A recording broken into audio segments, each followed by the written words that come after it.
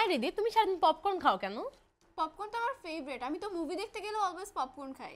কি বলো, মুভি দেখতে গেলেও পপকর্ন খাও? হ্যাঁ, তুমিও খাও? আচ্ছা, কখনো কি ভেবে দেখেছেন সিনেমা দেখতে গেলে কেন আমরা শুধু পপকর্নই খাই? কেন ঝালমুড়ি বা সিঙ্গারা নয়?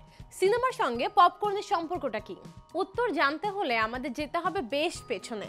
পপকর্ন কিন্তু আধুনিক খাবার নয়। প্রায় 10,000 বছর আগে মেক্সিকোতে তেওসিন্টে নামের এক ধরনের বুনো ঘাস থেকে মানুষ প্রথম ভুট্টা চাষ শুরু করে। পেরুর জীবাশ্ম প্রমাণ বলে খ্রিস্টপূর্ব 4700 সালেই মানুষ ভুট্টা খেত। তবে সিনেমা হলে বা দোকান থেকে যে পপকর্ন আমরা খাই সেটা কিন্তু সাধারণ ভুট্টা নয়, এটি হলো করাজিয়া মেস এভার্টা নামের বিশেষ জাতের ভুট্টা।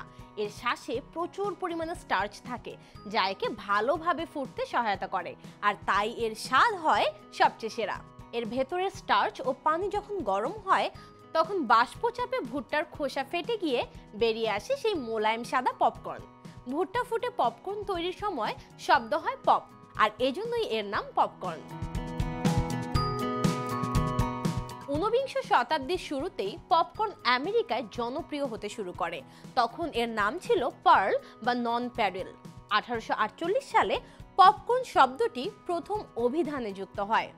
পপকর্নের জনপ্রিয়তা বাড়তে শুরু করে চার্লস ক্রিয়েটার্স নামের এক মিষ্টির দোকানের মাধ্যমে। তিনি চীনাবাদাম ভাজার মেশিন থেকে বাষ্পচালিত পপকর্ন মেশিন বানিয়ে ফেলেন। খেলাধুলার মাঠ, মেলা, সিনেমা হল সব জায়গায় তার মেশিনে ফোটা গরম পপকর্নের গন্ধ ছড়িয়ে পড়ে। এর জনপ্রিয়তার আরেকটি কারণ হলো 1929 সালে মহামন্দার সময় মাত্র 5 বা 10 সেন্টে গরম পপকর্ন ছিল মানুষের সাশ্রয়ী বিলাসিতা। সামান্য দামে মানুষ পেত স্ন্যাক্সের তৃপ্তি।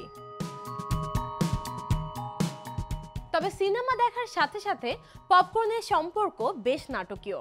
একদম শুরুতে সিনেমা ছিল নীরব। দর্শককে সিনেমার পর্দায় লেখাযুক্ত কার্ড পড়তে হতো। তখন সিনেমা ছিল শিক্ষিত ও ধনী ব্যক্তিদের বিলাসবহুল বিনোদন। হলগুলো ছিল বিশাল, দামি কার্পেটে মোড়ানো, তাই মালিকরা চাইতেন না কেউ পপকর্ন খেয়ে কার্পেট নোংরা করুক। কিন্তু 1920-এর দশকে যখন সিনেমায় শব্দযুক্ত হলো তখন সমাজের সব স্তরের মানুষ সিনেমা দেখতে শুরু করলেন। পপকর্নের মতোই সিনেমাও সাধারণ মানুষের নাগালে চলে এলো। তাই সেই নতুন দর্শকেরা হলে বসেই তাদের প্রিয় সুলভ মূল্যের খাবার পপকর্ন খেতে চাইলেন। আর এই চাহিদা থেকেই হল মালিকেরা ধীরে ধীরে সিনেমা হলে পপকর্ন কর্নার ও স্টল চালু করলেন। পরে দেখা গেল হল মালিকেরা সিনেমার টিকিট বিক্রি করে যে লাভ হয় তার চেয়েও বেশি লাভ আসছে পপকর্ন বিক্রি করে। ফলে বিশ্বের সব সিনেমা হল ধীরে ধীরে পপকর্ন বিক্রি শুরু করে। আজও সিনেমা হলে ঢুকতেই ভেসে আসে পপকর্নের গন্ধ। তার সঙ্গে যেন পূর্ণতা পায় সিনেমা দেখার অভিজ্ঞতাটাও। এমন আরও ইন্টারেস্টিং ফ্যাক্টস জানতে ফলো করুন বাংলা নিউজ 24।